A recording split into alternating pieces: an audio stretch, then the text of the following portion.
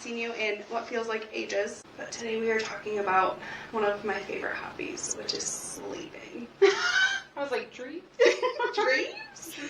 Oh, you have to be doing to dream. It's my favorite hobby. I love to sleep. I don't get a lot of it. Bet you don't anymore. But what are we talking about? What are we diving into? Today we're talking about dreams. I love dreams. And some of the science behind it, but we're going to jump into, like, some interpretation stuff, right? Yeah, so... The fun stuff. Yeah, we're going to do bare minimum scientific things and talk more about, you know, how we interpret them, what we experience, what your thoughts are. Do you think, like, premonition dreams are true and things like that? So, be lighthearted. Yeah. We're not going to be a science book today. When we picked this topic, right away, there were 2 to 3 dreams that popped into my mind that I'm like, ooh, I would love to dissect this. So I see you brought a book. I did.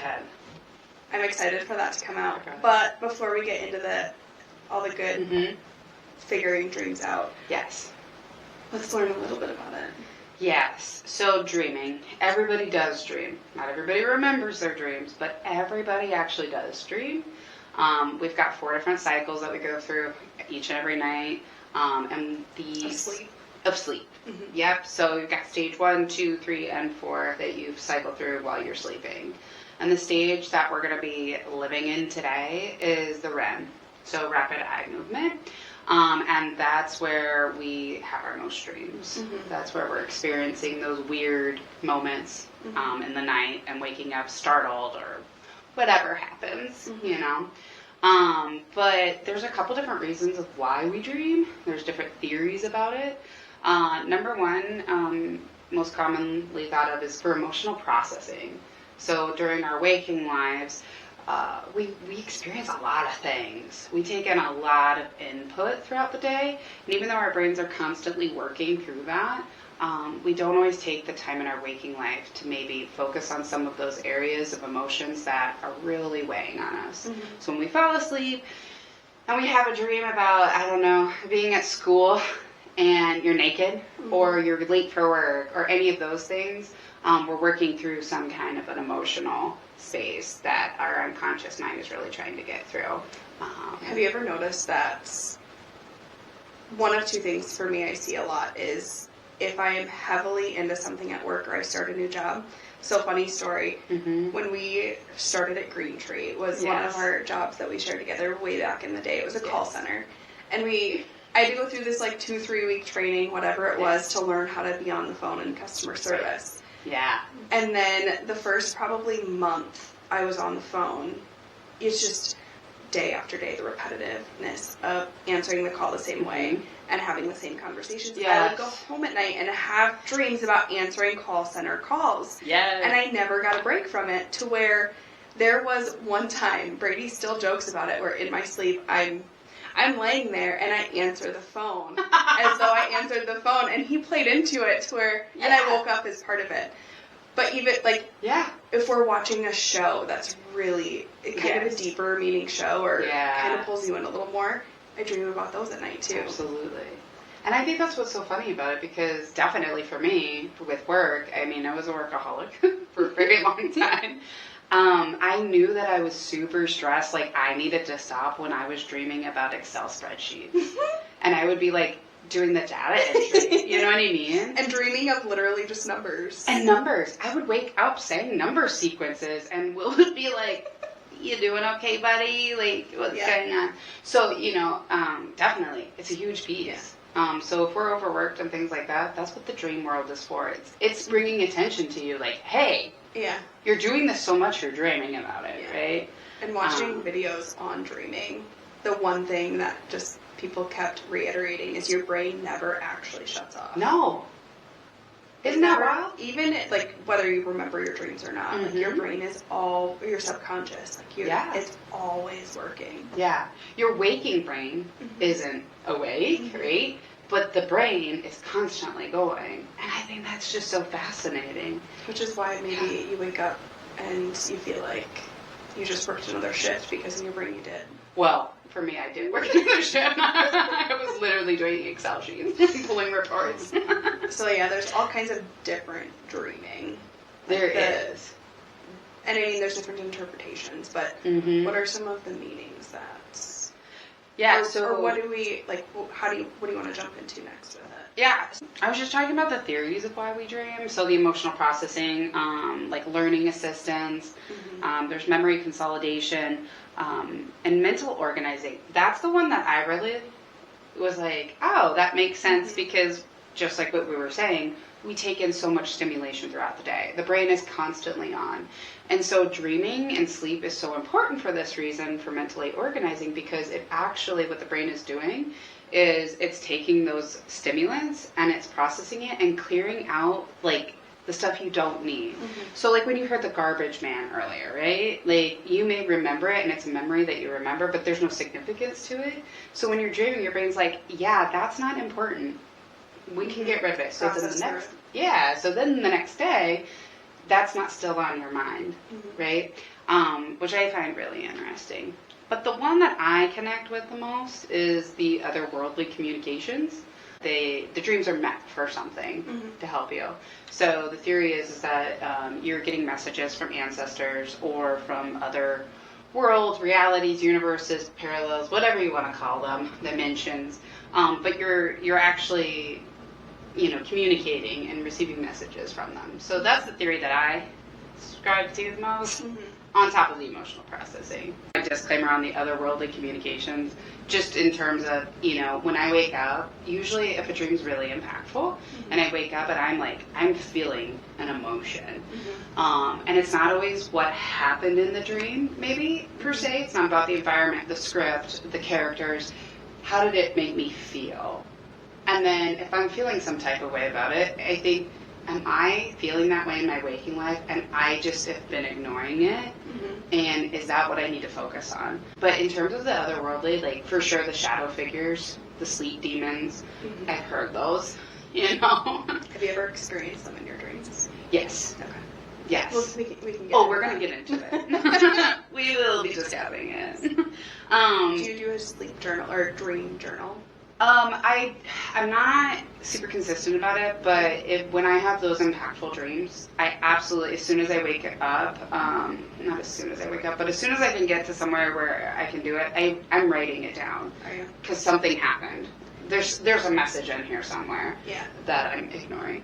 Learning a little bit of the interpretation side, because I've always been intrigued by it, but until we decided we were going to sit down and talk about it, I really started diving into the interpretation side, and it's kind of inspired me to start a dream journal, but when I wake up in the morning, I can recall a little bit, but as soon as I'm up and moving, I need to be better about keeping it as a thought and downloading it, and then being able to write it down, because by the time I do write I have a daily checklist that I write down, and that's kind of unloading my brain for my tasks. Right. It's an easy avenue for me to just jot my dream down. Absolutely. Yeah.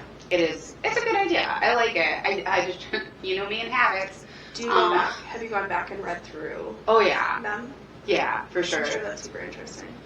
They are. A lot of them, a lot of my dreams have been so impactful that I just remember, I can replay. I don't know how your brain works. Everybody's brain is different, but I can replay things like a movie in my head. I can see it, I hear it, I can feel it, I can re-immerse myself back into it, or I can stay outside of it and be the observer. And that's the other thing. Some people dream in first, second, or third person. Some people are narrating their dreams. Some people. That's so interesting. Right? I couldn't even wrap my mind around. How do you dream? Do you dream in the third person, or? No, I'm in it. It's. Yeah. I'm viewing it from my lens. I'm living it. But. Are you ever the observer? Not really, no. No. I don't think not that I recall. Yeah. But learning people similar outside of dreaming. So not everybody has an inner voice, which I found is wild. It's incredibly wild to me. Or that blind people, they dream. Yes. Just like everybody else. But what? What are they dreaming about? What? So yeah, I dream as though I'm living it. It's my experience, so it's kind of hard to come out of or process through in the morning if it's a super heavy dream. Absolutely. Is that how you dream? Yeah, for the most part. But I also dream third person, where I'm. So not only third person where I'm observing, but I don't remember what it's called, but I'm both the person and the observer. So I'm living it, right? So this is happening right now. Yeah. But I would also But you're sitting right here watching. But I'm watching this whole thing happening. It's almost as if, have you heard of life reviews at the end of your life when you die? I mean, I can picture what that would probably mean, but yeah. Brief synopsis. You pass away, okay? You go to wherever you go. And your soul starts to watch your life. You know when people are like, my life flashed before my eyes? It's that. Mm-hmm. So you've already experienced it before. You've already lived this. But now you're watching it. Mm-hmm. But as you watch it, you're re-experiencing it. Almost as if you were watching a video on your phone. Yeah. And so that's how I dream sometimes. Okay. It's very interesting in those dreams. I also heard somebody talking about their experience where they went to sleep one night, and this was all within a course of a night, but within their dream, they lived an entire lifespan of 40 years. Yeah. So, like, they were a child, they grew up, they got married, they had children, and they woke up the next day, and they didn't have a family, and they had to sit there and mourn. Yeah. Because in their dream, it had been 40 years. Yeah. But it had been a span of 8 hours. You know, in reality. When we were talking about past lives, sometimes I think that some of our dreams are our memories from our past lives. And something like that, right? Just, you've lived this life. I've married other people in my dreams before, or I've been dating them, or whatever the case is. And I wake up and I'm sad. And I'm not sad because I'm married to the person that I'm married to, but I had love for that person. Yeah. Like, it was true. And then I wake up and I'm like, oh yeah, that's not me. Yeah. Or when we were trying to have a baby before we ever had Walt, I had a dream I was pregnant and had a baby. Yes. And that is traumatizing to wake up and try and process through as well. Yeah. I actually had one of those the other night. They sit with you. They sit with you for more than just waking up that morning and starting your day. That one is something that, to this day, like, I remember how that felt waking up the next morning. Yeah. So, I mean, the brain keeps going. We do dream, but we do see some common dreams in the human realm. Some of those popular ones are falling. Mm-hmm. That's a huge one. Usually people experience this when they're first falling asleep. I was going to say, like, oh God, I just fell off a 10-story building. You know what I mean? There's nothing funnier than when that happens to your spouse and you're laying right next to them. I know. And you realize what just happened, but... Mm-hmm. You're like, you okay, buddy?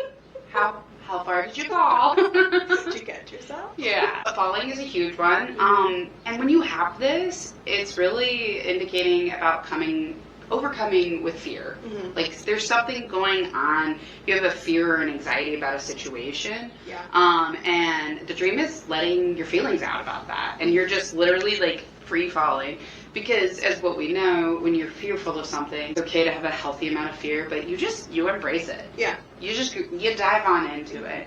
But I also have read that when you're falling asleep, it's really actually your body, like, jumping, because it's like, oh God, we're falling asleep! Stay awake! And if you don't actually wake up, like, you die in real life or something. Yeah, if you die in your dream, if you see yourself die, like, you don't wake up. Which is not true, because I have died in my dream. Have you? Yes, multiple times. Like, I can't wait to tell you some of these dreams. Oh gosh, yeah, we're gonna have to get into it. Okay, we'll go through these really quick. Yes. But, like, give them the due diligence they deserve. Yes. So falling's a huge one. Being chased. Mm-hmm. I cannot begin to tell you. Since I was a child, I've had these dreams. Really? Yeah, I'm always being chased. I haven't. Really? Yeah, I guess I'm just basic. Nah, you just didn't have that trauma, girl. Maybe mine was little T trauma. I got that big T bold. trauma. But yeah, being chased is either you're running away from something or somebody is chasing you. You know, an avoidant person, so that reflects. That's pretty natural. I'm just running. Well, I will say, since addressing my avoidance issues, I really don't have to dream anymore. So that tells you something. There's something. I seriously have not had a chasing dream in a really long time, and I can't tell you how happy I am, because I'm also the person in my dream when I'm running, I don't run. Like, I'm not running. Like, I'm running, but I'm not getting anywhere. Yeah. I didn't like that. Yeah. I don't like Paralyzing. It is. Then flying. I fly all the time in my dreams. You don't fly in your dream? No, I've never flown in a dream. However, we'll get into lucid dreaming, but yeah.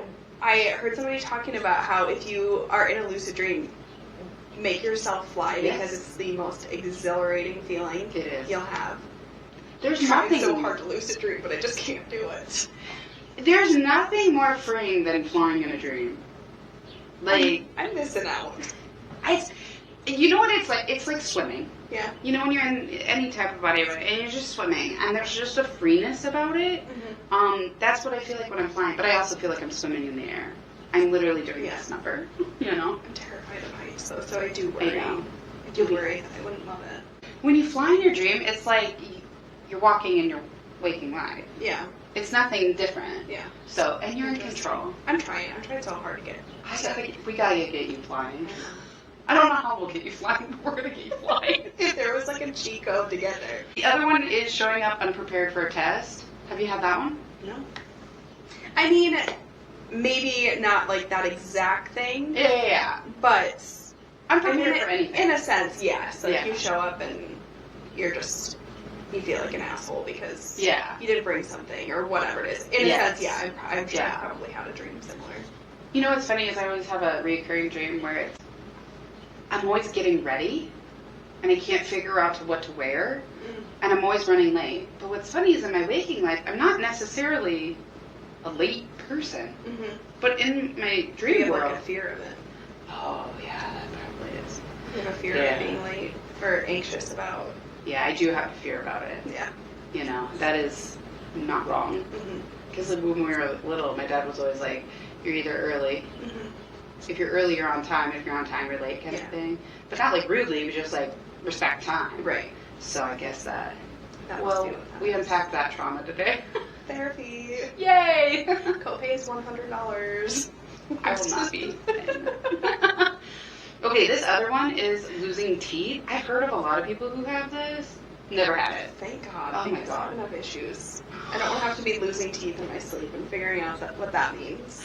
No, I don't have it. But just to let you know, if you do have it, it means it's anxieties about your appearance and how others perceive you. Well, and it says too, with this experience, people experience their teeth crumbling into their hands. Yeah. Could you imagine? Like, my teeth. Like, I've got a lot to unpack, but thank the Lord I do not have that to unpack.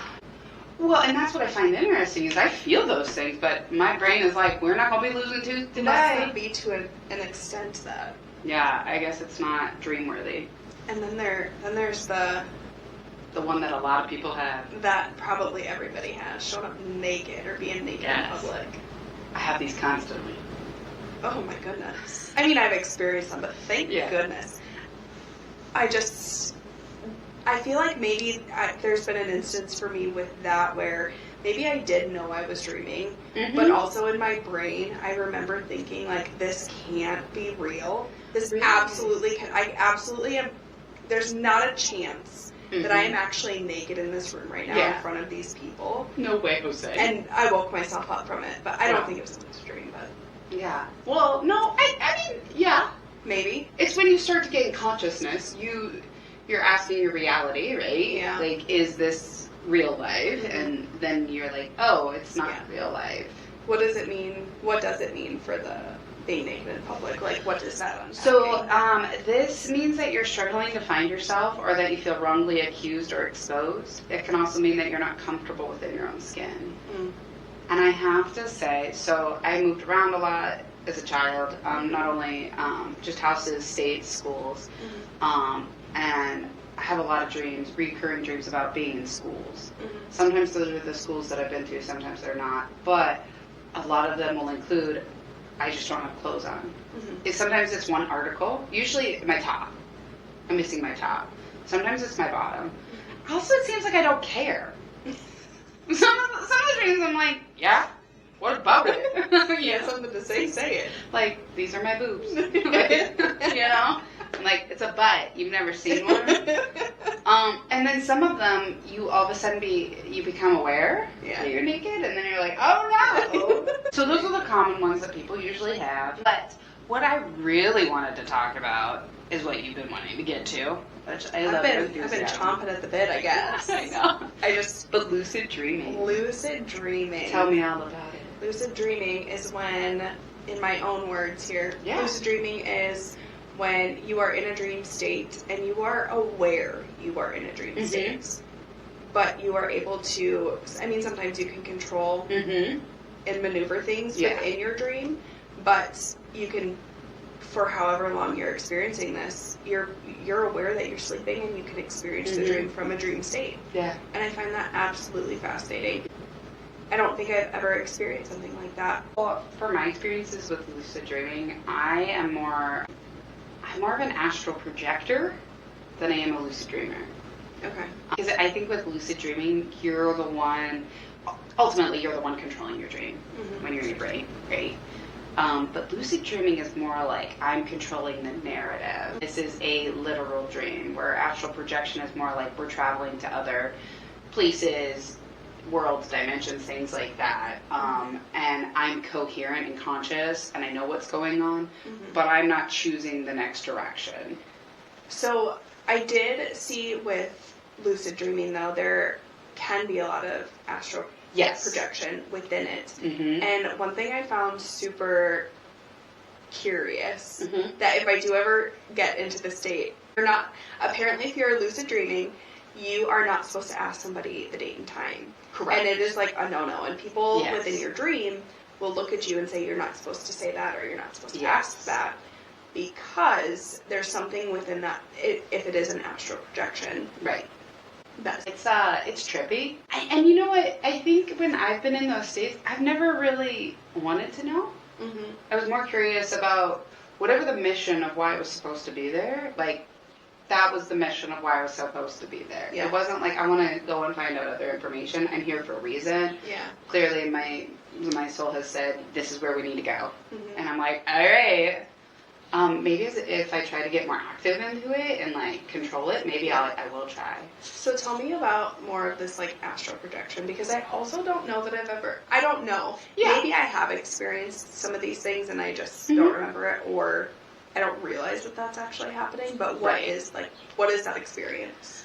So astral projection is an out of body experience where your soul leaves your body. So there's, I think it's like the red cord or red string theory. But as you dream, there's always this cord that's connected to you. And you have a cord really connected to your third eye. So right here.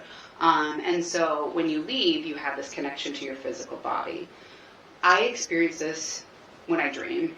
I have the ability to do it outside of the dream world, but I'm freaked out by it. Yeah. So I don't try to do it when I'm anywhere else. But sometimes if I'm just kind of zoning out and in my own space, you start to feel separated. It's almost like disassociation. Yeah. So you kind of disassociate, but you're connected with yourself. But in dream world, all of a sudden, I know when I'm in another world. And I know that sounds crazy, and I'm okay with that. Yeah. But, for instance, I go to this red planet a lot. I don't think it's Mars or anything because there's water, but it's a red planet. And it's this red hue. It's almost like a red filter that's on it. When I'm there, I am consciously aware that my physical body is at home, and it's in bed, and it's safe, and that my soul body is in this other space. I can feel it, I can smell it, I'm there. As if, like, I'm here with you right now. And are there other people? Or sometimes. Okay. Sometimes I travel with other people. There's a couple people that I think I travel with a lot. And do you think they're sleeping at the same time, or do you think it's just a part of your dream? I'm a believer that you don't have to be a dreamer to do it. And you could be conscious right now, and your soul could be doing it. I think that they are because we lived in the same area, and it was at night. So I think that we have soul traveled together at the same time, and we were both sleeping. But they're wild. Some of them are just like exploratory. Other times I'm on a mission.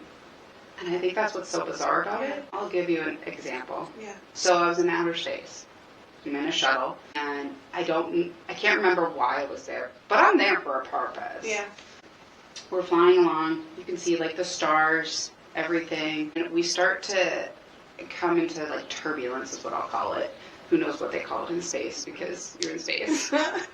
So something's happening, and we're not supposed to die there. Like, whatever's supposed to happen to that ship, we're not supposed to we're not supposed to be involved with it. So I'm trying to get out. And so the only way that I can get out is from this top escape door. And I finally, you know, like on submarines, there's like those turny things to open the door. So that's what I'm doing. I'm turning it. And the pilots are freaking out, but I'm not really a part of that story. Does that make sense? You're just trying to get out of a story you're not supposed to be a part of. Right. But I'm not panicked, because I know at the end of the day, I know I'm in a dream. You're just seeing yourself out quietly. Yeah, I'm just like, okay, it's time for me to go.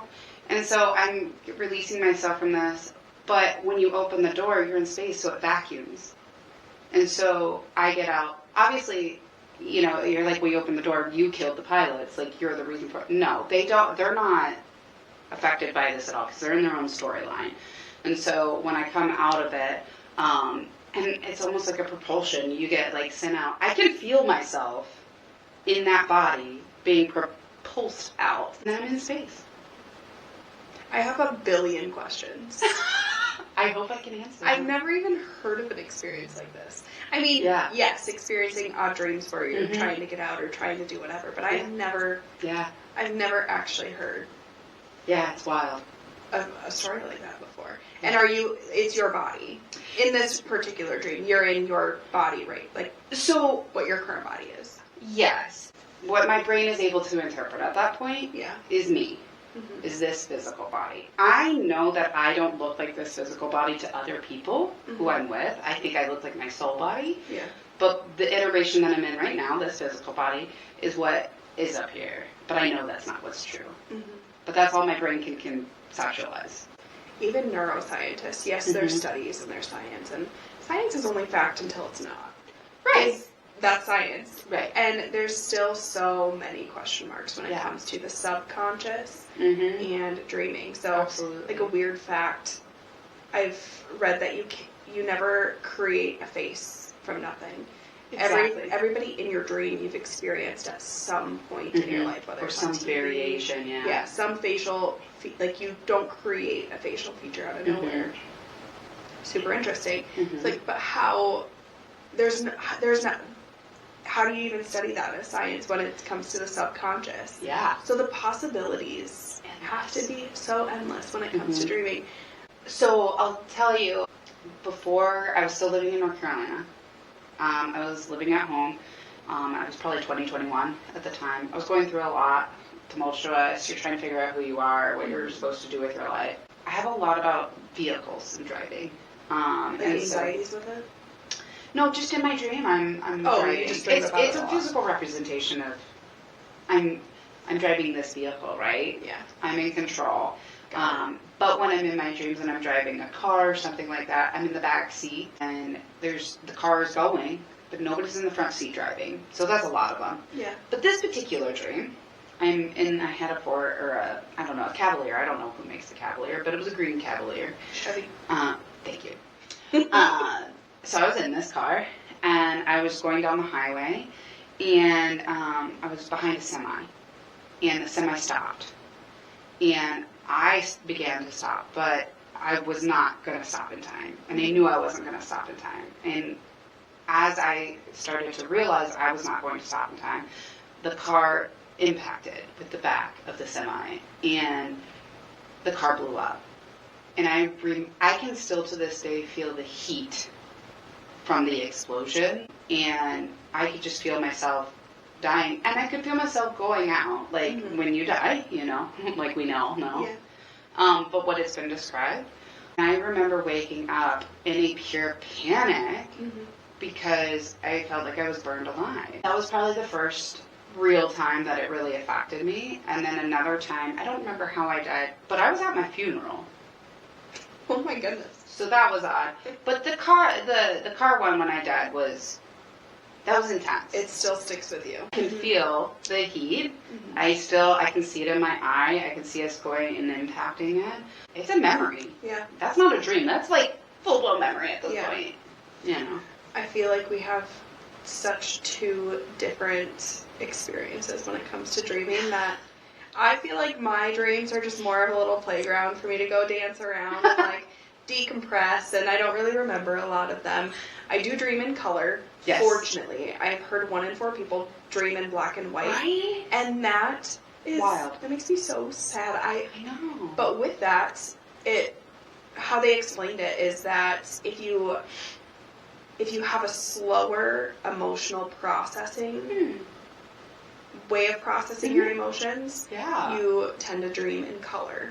Where if you process through it quicker, it's in black and white. And I'm like, well, I just want to stay unhealed the rest of my life, because if I ever start dreaming in black and white, no. Do you think it's because that's how they see the world, right? It's black and white. Yeah, it's just there's not a lot of... It is what it is. It is what it is. Which I do feel like I have that mentality. Funny story, and this is in no way related to dreams, but... I'll take it. I was backing out of our driveway one day. Mm-hmm. Brady's in the front seat. We're on our way to our friend's house to watch a football game.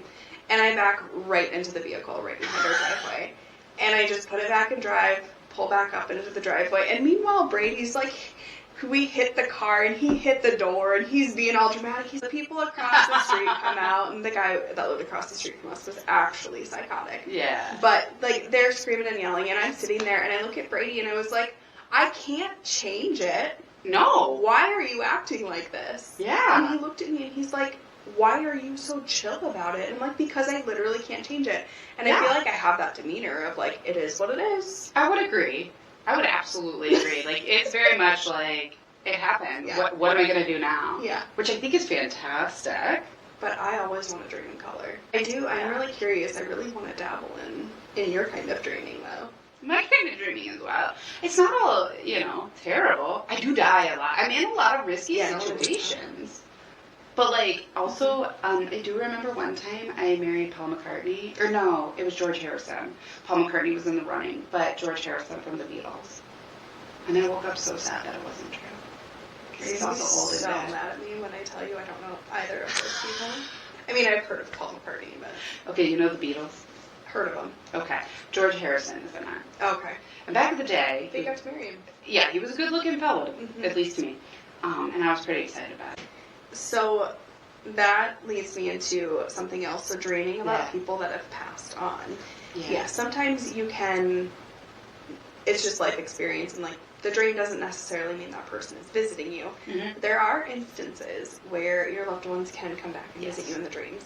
And what I found, or what I've heard other people experience, is that if in the dream, that person in that reality that you're dreaming about isn't gone, like they're not dead, that's probably just a regular dream. Whereas if you're in that dream and you are fully aware that that person has passed, but they are visiting you, that is likely a visit from them. Yeah. And I do have a really special dream that I hope I never forget.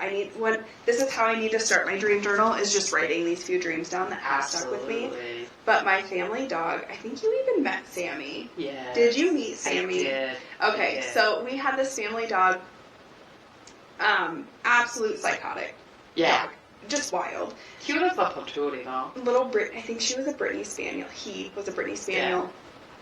Yeah. Anyways, his health was, like, going downhill. I knew it was coming, but I lived 4.5 hours away. So last time I visited, I was able to say goodbye, all of those things. But when the time actually came to put Sammy down, I wasn't able to be there, be a part of it, say goodbye, and it devastated me. Yeah. Like 2 days after my family put him down, I was having a dream. I was in this stereotypical Central Park. Never been there in my life, but in my dream, like, I was in a dog park portion of this, sitting on your stereotypical bench that you see in movies. I'm thinking, for some reason, I'm thinking of 101 Dalmatians, a scene in that movie. I love it. That's where I was. I was sitting there. Sammy ran up to me, and I'm like, and Sammy, I knew was gone. And we just played for a minute, and somehow communicated without actually talking. And right before I woke up, Sammy licked me on my right cheek.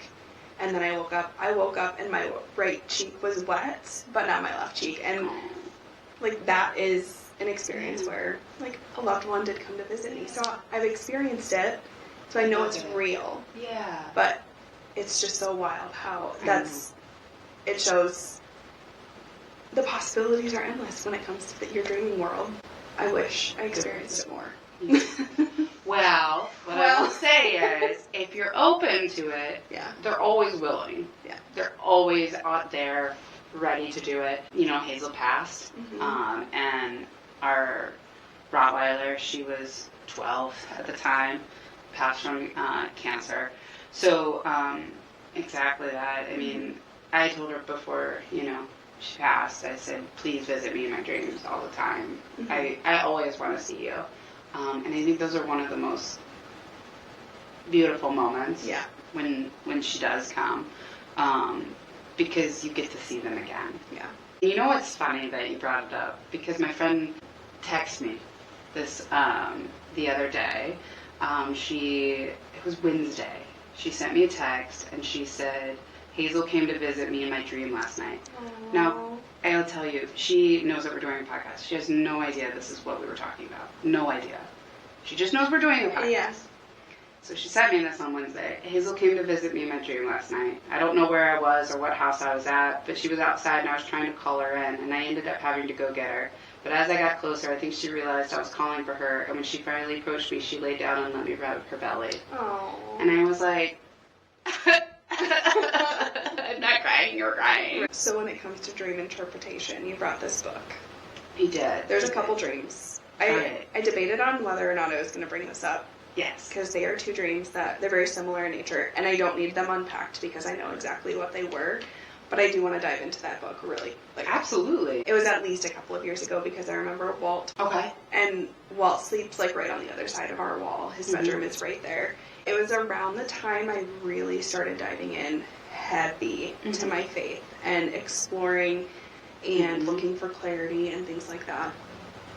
And in my dream, I was laying on this bed, and a woman I know personally, who's actually a part of extended family for a family member of mine, so I'm familiar with her. It's not wild that she's a part of the dream, but she comes up to me and gives me a hug. Also not a weird thing. But I'm laying in this bed, she leans over to give me a hug, and she kind of leans back a little bit, and I get a very uncomfortable pit in my gut. And her face morphs into, have you ever seen Moana? Absolutely. So, Te Fiti. Okay. So, the demon. Yeah. It's that face. Morphs in and comes in to bite my neck. And I am in my dream, I'm trying to push her off of me. And I feel like I'm fighting for my life. Yeah. And the only, I'm paralyzed. So I'm screaming, but nothing's coming out. Yes. I'm calling, nothing. I'm making no sound. And instantly, the only thing I can think to do is pray to Jesus. Say, Jesus, please help me. And I just, in my mind, repeatedly just kept doing that.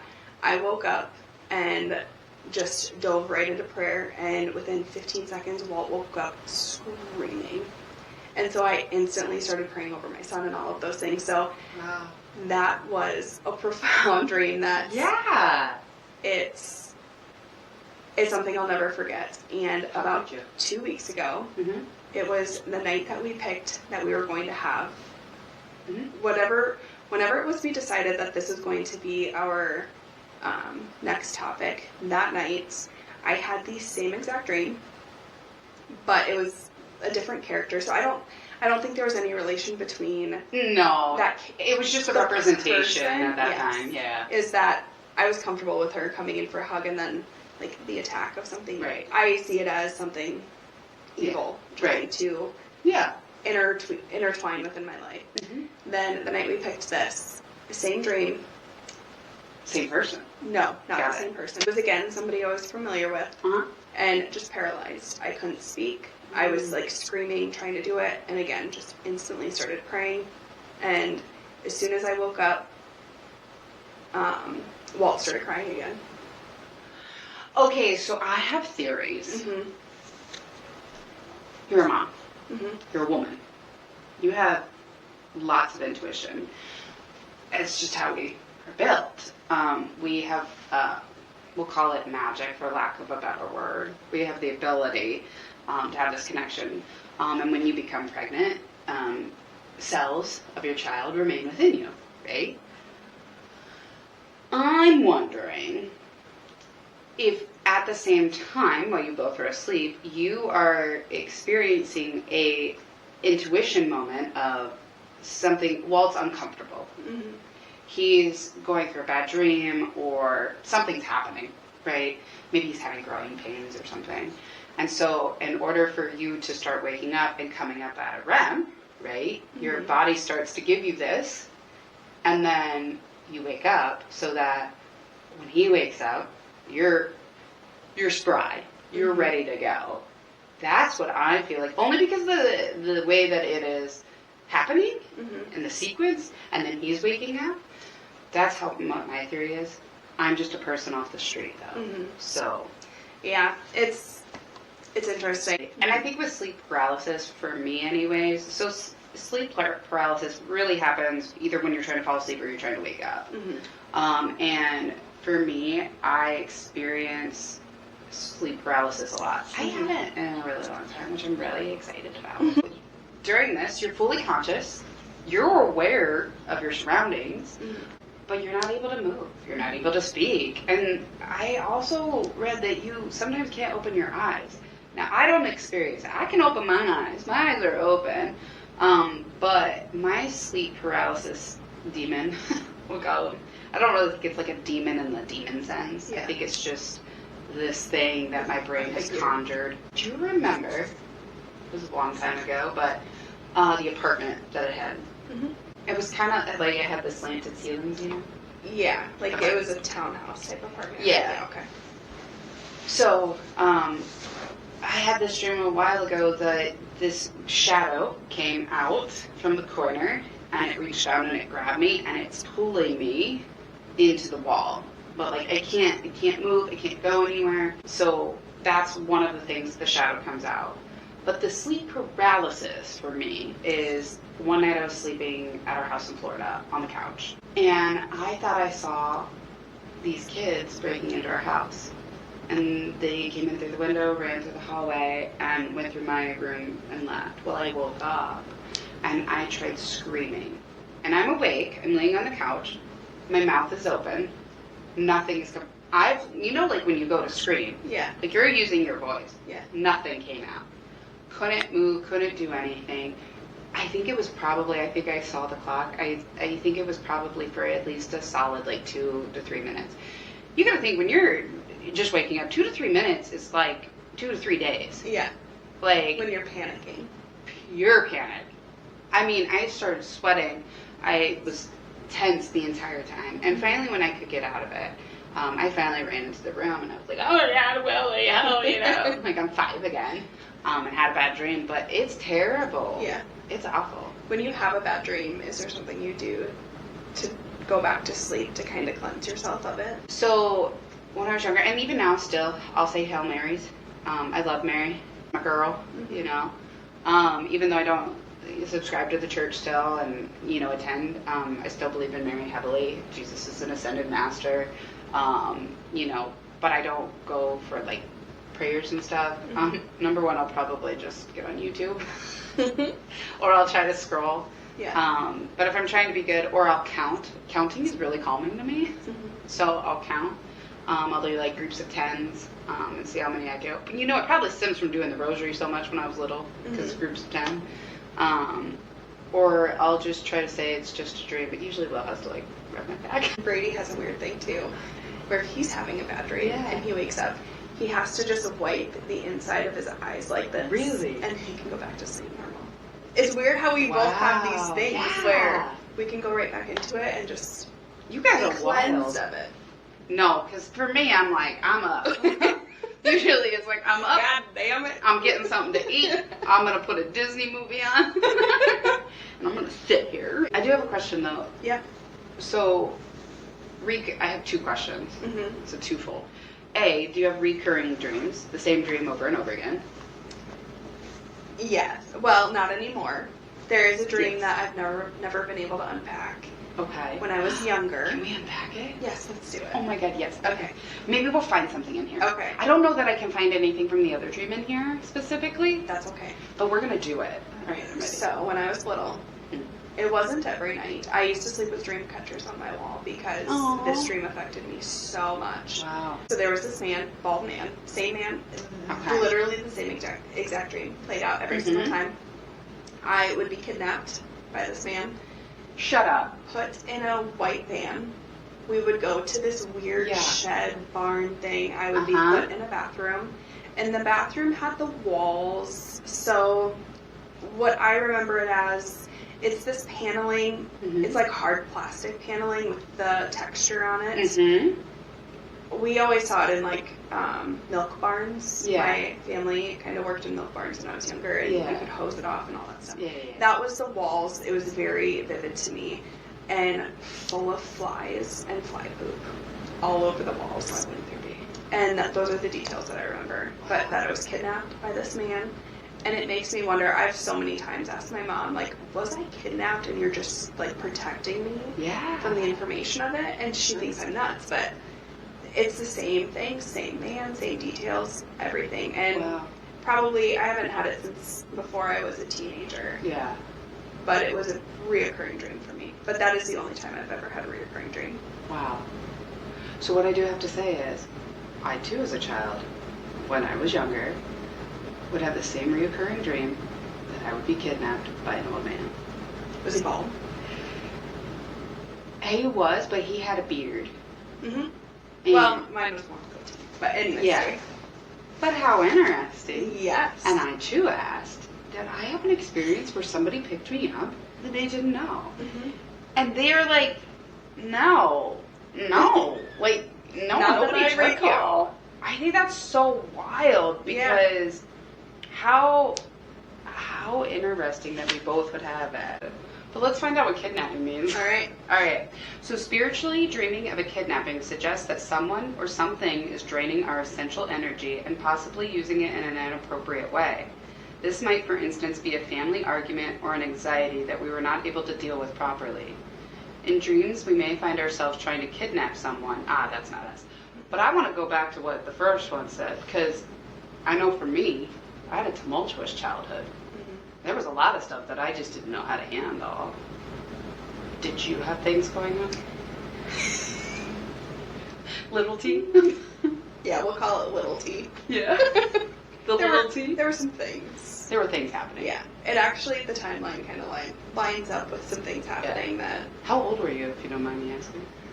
School age. Okay. So, yeah, probably kindergarten, maybe a little younger. Yeah. Into, like, mid-elementary years. Okay. So it probably tracks. Yeah. Like, it's like, Yeah. This I makes kind of sense. like the theory of me actually being kidnapped, though, for the storyline. I do like that, too. And my mom just is keeping it to herself. I prefer that over... That could be a over lifetime the- movie in and of itself. Okay, so my question is, when you were being kidnapped, though, do you remember having emotion about it in the dream? Yeah, I was probably terrified. You were terrified? I think so, yeah. I think sometimes I was terrified, but other times I felt like I almost We've done knew. this before. Yeah, almost like, oh, I know this. We've been down this road before, Yeah. and I never knew where they took me. I never got that far, and I was always at my grandfather's house, but that's where the old man would get me. Yeah. He had like a long beard. It was like Father Time. I do actually remember thinking in a couple of the instances of the dream, like, this is happening again. My gosh, this is happening You're again. sharing it. Where are my parents at? Whoa. How insightful, Get your though. Okay, but I do want to tell you about a dream that I had when I was a child. Because it freaked me out. And I remember it to this day. I went to hell as a child in a cauldron. And Pee Wee Herman was there.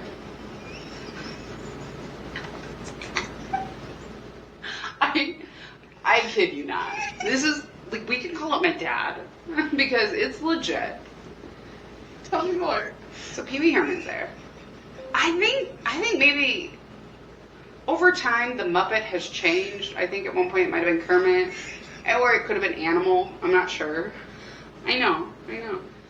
But I remember always thinking I was going to hell. I always thought I was going to hell. Because you've experienced it. With Pee Wee Herman. But, like, before the dream even, like, I mean, my okay. existence. Yeah. I remember as a child just being incredibly afraid of going to hell. And raised Catholic. Yes. Okay. They weren't hardcore Catholic, but we were Catholic, Yeah. you know. But, like, I really had a gig where I was like, I'm going to hell. Yeah. So I was in a cauldron. Like a witch's. I'm talking full blown, like, cook a kid in a cauldron. Okay? And there's flames all around us.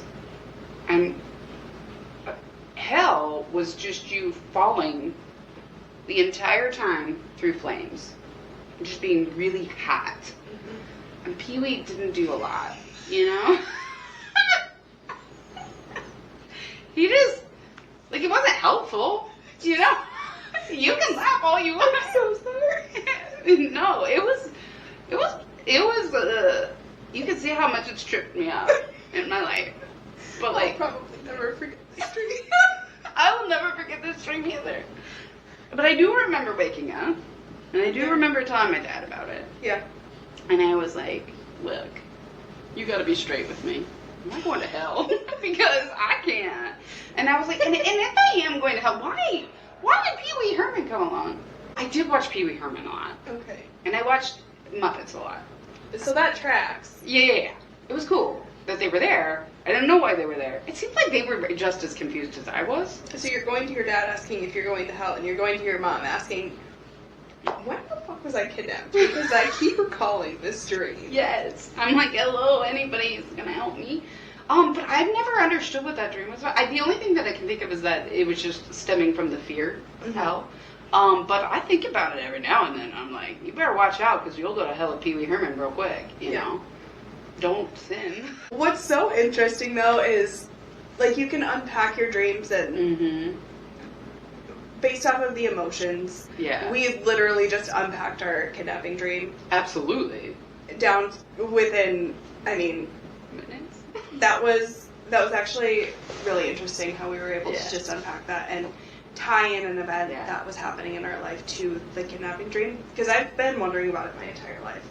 But then there's also that aspect where it's like, is it an emotional connection or is it actually like another realm that I am experiencing? Because like, you don't know, as when you die, if you believe you go to heaven, like, who's to say you can't visit when you dream? Like, if your consciousness is so complex and you can visit other realms or other timelines or whatever it is, who's to say, like, what can actually happen during that?